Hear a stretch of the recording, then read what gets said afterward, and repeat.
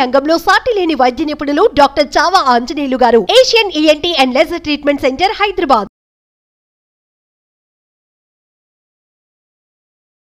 మరి ఇంకేంటి సమస్య?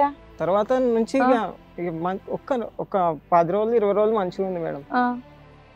తర్వాత నుంచి ఇక పండుకుంటా లేవదు, నాకు టిఫిన్ పెట్టదు, ఏం చేయదు. ఇక కొంచెం ఇక రుబాబు ఎట్లా చేస్తే ఇంట్లో చేసుకోపో ఎక్కపో.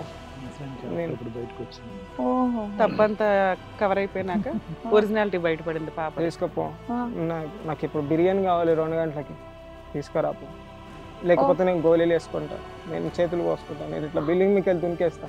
ఎందుకు అంటే ఏం కావాలంటే తనకి ఇష్టమైంది చేయాలి మేడం ఎప్పుడైనా. ఇప్పుడు 2 గంటలకి ఏమంటారు మేడం, తీగల బ్రిడ్జ్ ఉంది కదా అక్కడ తీసుకోమంటారు. హ్యాంగింగ్ బ్రిడ్జ్ జామస్మాన్ దగ్గర. ఓకే, హైదరాబాద్ లోనే ఉంటారు ఒక ఏరియాలో. బేసికల్ గా ఆవిడ కోరికలు ఎక్కువ మరి కాదు నాన్న, నువ్వు అక్కడితో ఆ అమ్మాయికి అబార్షన్ అయిన తర్వాత మీరు కంటిన్యూ అవుతాం అన్న తర్వాత ఈ సబ్జెక్ట్ అక్కడితో వదిలేసేవా, లేదంటే రోజు ఈ ప్రశ్న వాళ్ళు ఎక్కడ కూడా ఎవరు నిజంగా గ్యాంగ్ రేప్ అయ్యిందా, వాళ్ళ మీద పోలీస్ కంప్లైంట్ ఎవరు, నువ్వు ఇంతకుముందు నీకు బాయ్ ఫ్రెండ్ ఎవరైనా ఉన్నారా, ఇలాంటివి అడగకుండా ఉన్నావు నువ్వు? మరి అంత మంచోడువా? అడగలేదు సార్, నిజం చెప్పలే. ఒక ఆడపిల్ల ప్రెగ్నెంట్ అయ్యి మోసం చేసి నీ పక్కన పడుకుని ముందుగానే పెళ్లికి ముందు నీతో పడుకుని ఇవన్నీ కార్యక్రమాలు నడిపించినప్పుడు ఆ అమ్మాయి యొక్క క్యారెక్టర్ మీద చాలా ప్రశ్న అనేటటువంటిది మగాడు అన్నవాడికి ఎవరికైనా వస్తుంది సార్. నువ్వెందుకు అంత కాంప్రమైజ్ అయ్యో? ప్రెగ్నెన్సీ తీసేస్తే నేను యాక్సెప్ట్ చేస్తాను, నువ్వు తల్లి తీయించుకో, తల్లి కాకుండా పోవటం ఎందుకు అంత క్షమాగుణం ఎందుకు నీలో? ఏమో సార్, నాకు నువ్వు ఏ మాట అనకుండానే అమ్మాయి చేతులు కోసుకోవటాలు, మేడమకి ఎక్కటాలు, పీకలు కోసుకోవటాలు ట్రై చేసిందా? ఏ మాట అంటే ఇప్పుడు నన్ను ఇబ్బంది పెడుతుండే సార్. ఓకే, ఒకటేంటంటే నన్ను ఊకే ఇబ్బంది పెడుతుండే సార్. ఊరికే ఎందుకు ఇబ్బంది పెడతారు? ఊరికే ఎందుకు? మీరు ఏమైనా తిట్టేవాళ్ళ, కొట్టేవాళ్ళ, ఏమైనా సాధించే వాళ్ళ, అది అడుగుతున్నారు సార్. అదే సార్, ఆమెకి ఎట్లుంటది అంటే ఇప్పుడు నాకు దయ్యం కనబడుతుంది అంటది. ఆ ఆడియో రికార్డులు కూడా ఉన్నాయి సార్ నా దగ్గర. దయ్యం కనబడుతుంది అంటది, నేను ఇట్లా చేస్తున్నాను అంటది. నేను ఏం అనకముందే, ఏం చేయకముందే, లేకపోతే మా ఇంటికి తీసుకుపోనాను. వాళ్ళ ఇంటికి ఎన్నిసార్లు అంటే అన్నిసార్లు తీసుకెళ్ళిన. చెప్పినా మేడం, తెలుసు వాళ్ళ అమ్మకు కూడా. వాళ్ళ అమ్మ కూడా అప్పుడు మంచిగా ఉండే. అయ్యో నాన్న అర్థం చేసుకోను, ఇంత చేసినావు కదా, ఇంత క్షమించినావు కదా, అట్లా అర్థం చేసుకో అని అన్నాను. ఫస్ట్ టైం మీ అమ్మాయి ఆత్మహత్య ధోరణి ఎప్పుడు కనిపించింది? ఏదైనా చనిపోవడానికి ప్రయత్నం అనేది కానీ, లేదంటే తను ఏదైనా కోసుకోవటం కానీ ఇలాంటిది ఏమైనా ఎప్పుడైనా చేసిందా? ఎప్పుడు చేసింది? ఫస్ట్ టైం గోళీలు దంచుకున్నా సార్. ఫస్ట్ టైం ఎప్పుడు? అంటే ఇంట్లో పని చేయకపోతే మా అమ్మ అంటుండే, అంటే వీళ్ళిద్దరికి కొంచెం అప్పుడు అట్లా అయింది. అదే ఇంట్లో పని చేసుకోమ్మా అని ఉంటారు. 2 గంటలకి లేస్తే ఎవరు ఊరుకుంటారు సార్? మరి లేవకపోతుండే, టీవీ పెడుతుండే, పండుకొని ఎక్కిపోతుండే నన్ను. ఎవరెవరు ఉంటారు ఇంట్లో? నేను, మా అమ్మ, మా అమ్మమ్మ, ముగ్గురం, ఆమె 4. ఏ పని చేయకపోతుండే, ఏది చేయకపోతుండే. మన అంటే కోపం. అంటే ఫస్ట్ అయితే ఎంత మంచిగా అంటే అమ్మమ్మ గారు కూడా స్ట్రాంగ్ లేదు సార్. Cancer patient. ఏమైందమ్మా మీ ఇద్దరి మధ్యన? ఏం గొడవ అయ్యేది? మా ఇద్దరి మధ్యన ఏం లేదు సార్. ఆమె పొద్దున అయితే లేవదు, మధ్యాహ్నం 12కి లేకపోతే 2 నేను ఏమనాలంటే ఇంతసేపు పడుకోవద్దు కదమ్మా, కొంచెం లేచి మేము వండి ఆల్రెడీ అంతా అయిపోతుంది, లంచ్ కూడా మాది అయిపోతుంది, కనీసం లేచి స్నానం చేసుకొని అన్నం ఏదో తిను, లేకపోతే టిఫిన్ ఏదో తిను అంటే లేసేది కాదు. నువ్వెవరు నాకు చెప్పడానికి? నా భర్తే నన్ను క్వశ్చన్ చేయడు, నువ్వెందుకు నాకు చెప్పాలి? చేసుకొచ్చిన కదా. ఏం లేదు. అబ్బాయి ఏం జాబ్ చేస్తాడు? అబ్బాయి కార్ డ్రైవర్ మేడం. అబ్బాయి సంపాదన ఒకటేనా ఇంటికి? మా అమ్మ గవర్నమెంట్ ఎంప్లాయీ, అంటే మా డాడీ గవర్నమెంట్ ఎంప్లాయీ, అమ్మకి పెన్షన్ వస్తుందా? దాంతో మేము 2 కలిపి నేను కవర్ చేసుకుంటాను. మా అమ్మనా డిగ్రీ సెకండ్ ఇయర్. అక్కడతో ఆపేసింది చదువు. అక్కడ అంటే వాళ్ళకి తెలిసి ఉండొచ్చు సార్. అబార్షన్ అయిన తర్వాత మళ్ళీ మీ కోడలు మీరు స్వీకరించిన తర్వాత మీ ద్వారా కానీ, మీ అబ్బాయి ద్వారా కానీ, మీ అమ్మగారి ద్వారా కానీ ఎవరు కూడా ఈ అమ్మాయిని ఆ పాయింట్ ఆఫ్ వ్యూ నుంచి ఎవరు లేదు సార్. మేము ఒకసారి క్షమించాము అని మనస్ఫూర్తిగా అమ్మాయిని స్వీకరించాము. ఇప్పుడు నేనే మా బాబుకి చెప్పాను అనమాట, మన ఇంట్లోనే ఒక అక్కో చెల్లె ఉంటుంది, అది ఇదే పొరపాటు చేసింది అనుకో, మనం దాన్ని నెట్టేస్తామా, చంపేస్తామా? బేసిక్ ఎంక్వైరీ అయితే చేసుకుంటాం కదమ్మా. వేరే రిలేషన్షిప్ వాస్తవానికి గ్యాంగ్ రేప్ అయిందా, నిజంగా ఎవరినో టాబ్లెట్లు దంచి లిమ్కాలోనో థమ్స్అప్ లోనో కలిపాడా అనేది బేసిక్ ఎంక్వైరీ చేయకుండా చేశాం సార్.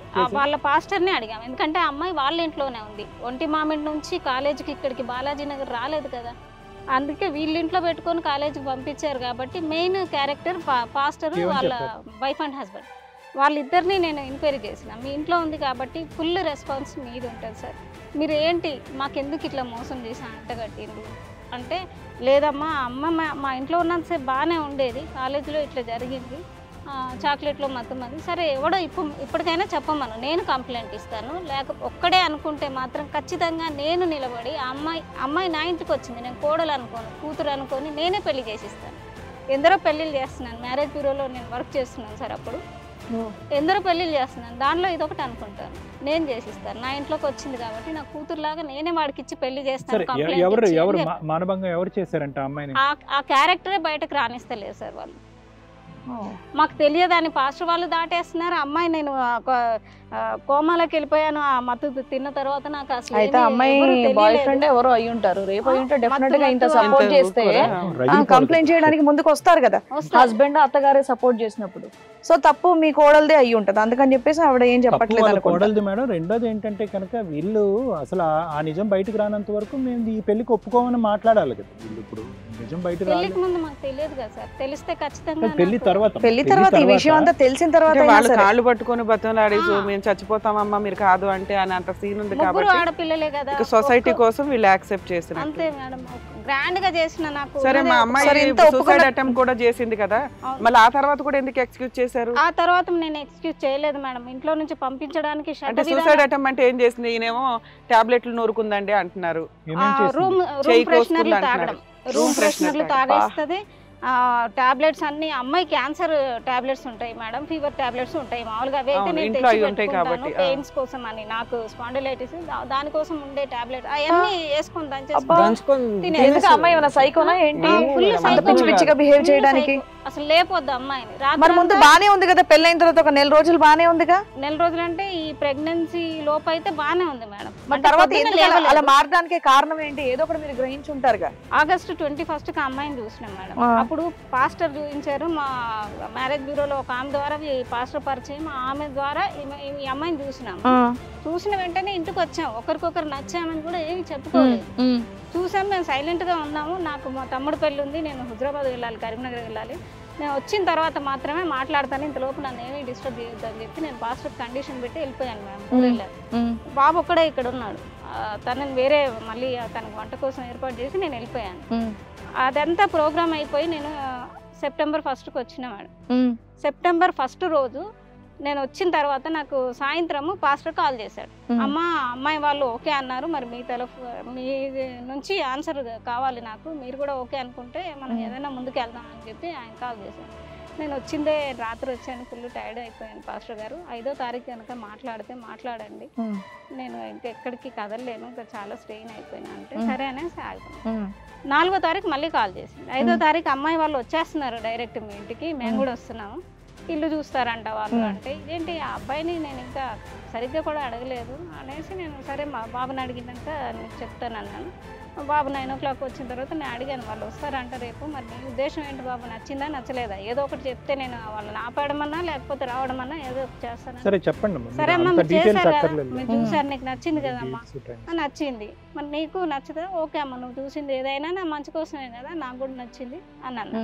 సరే అని తెల్లారి మరి డ్యూటీకి లీవ్ పెట్టుకుంటే బాబు లీవ్ పెట్టుకున్నాడు, ఇంట్లోనే ఉన్నాం మేడం. మా పాప అదంతా ఓకేనండి, ఇదంతా మీ అబ్బాయి చెప్పేశారు కదా ఆల్రెడీ, పెళ్ళయింది, నవంబర్ లో పెళ్లి అయిపోయింది, దాని తర్వాత దాని తర్వాత సమస్య ఏంటనేది చెప్పండి. ఇప్పుడు ఏ సమస్య కోసం వచ్చారు? కొంచెం డబ్బులు ఇచ్చారు మేడం, అది కూడా ఇంపార్టెంట్ కదా. వాళ్ళు ఇప్పుడు 10 lakhs ఎక్స్పెక్ట్ చేస్తున్నారు వాళ్ళు మాకు. నేనేం చెప్పానంటే, అమ్మ కోసం నేను చాలా ఖర్చు పెట్టాను మేడం, నా ఆస్తులన్నీ పోయినాయి, ఒక క్యాన్సర్ పేషెంట్ని బతికించడానికి అంతా నేను కొలాప్స్ అయిపోయాను. అట్లాంటప్పుడు పెళ్లి ఖర్చులకు నా దగ్గర డబ్బులు లేవు, ఖర్చులకు మాత్రమే డబ్బులు ఇవ్వండి, నేను ఇంత అని నేను కట్నంగా మాత్రం నాకు అక్కర్లేదు, నా ఇంట్లో గోల్డ్ అంత సామాన్ ఉంది, నాకు ఉన్నాడే ఒక్కడు. ఎంత ఇచ్చారు? 2 lakhs ఇచ్చిండ్రు. మీరు ఎంత అడిగారు? నేను అడగలేదు సార్, పెళ్లి ఖర్చులు పెళ్లి పెట్టుకోండి అన్నారు వాళ్ళు, పెళ్లి ఖర్చులకి మీరు ఎంత ఇచ్చినా నేను దానిలోనే పెళ్లి చేసేస్తాను అని చెప్పాను మేడం. నేను ఇంత నాకు 10 లక్షలు కావాలి 5 లక్షలు నేను ఎప్పుడు డిమాండ్ చేయలేదు మేడం. వాళ్ళే 2 లక్షలు సరిపోతాయి అనుకున్నారేమో, అంతే ఇచ్చారు. నేను అంతకన్నా మించి నేను ఎప్పుడు కూడా వాళ్ళ నుంచి ఎక్స్పెక్ట్ చేయలేదు డబ్బులు. సెప్టెంబర్ 6వ తారీఖు నెక్స్ట్ డే తీసుకొచ్చి నాకు 2 lakhs క్యాష్ ఇచ్చారు. నేను చెప్పాను సామాన్లు మాత్రం ఏం పెట్టకండి, బాబుది కొంచెం ఒక అనాథాశ్రమంకి మంచం ఒకటి బాబుది డొనేట్ చేశాను కాబట్టి మంచం ఒక్కటే పెట్టండి అమ్మ మీ పాప కోసం, వేరే ఏం అక్కర్లేదు, అన్ని ఐటమ్స్ మా దగ్గర ఉన్నాయి అని చెప్పాను. లేదు లేదు అట్లా ఉంటుందా, మేము ఏదో చేయాలి కదా మా వృత్తి అక్కడ మంచం ఒక 2 లక్షలు పెళ్లి ఖర్చులు ఇచ్చారు. తర్వాత అయిపోయింది మ్యామ్. అయిపోయిన తర్వాత సెప్టెంబర్ 11th రోజు మాట్లాడుకుందాం మా ఊరికి రండి, మా ఇల్లు చూడండి వెళ్ళారమ్మా.